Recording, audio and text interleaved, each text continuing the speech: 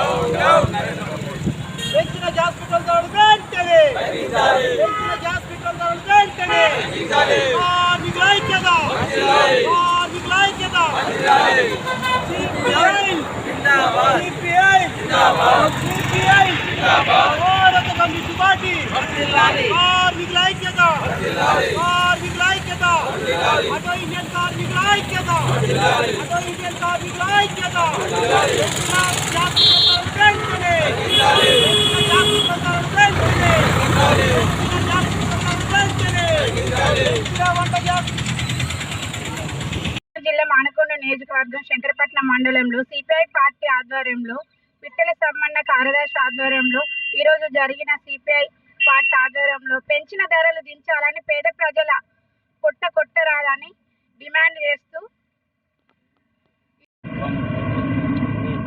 నిన్న రాత్రి కేంద్ర ప్రభుత్వం తీసుకునే మొండి వైఖరాన్ని నిర్వసిస్తూ ఈరోజు కరీంనగర్ జిల్లా శంకరపట్నం మండలంలో పెరిగిన గ్యాసు, పెట్రోలు, డీజిల్ ధరలకు అనుగుణ ఈరోజు శంకరపట్నంలో ధర్నా నిర్వహించడం జరిగింది. పేద కార్మికుల సమస్యలపై పోరాడేటువంటి నరేంద్ర మోడీ ఈరోజు మీ కళ్ళు ఎక్కడ పోయినాయని చెప్పి అడుగుతున్నాను.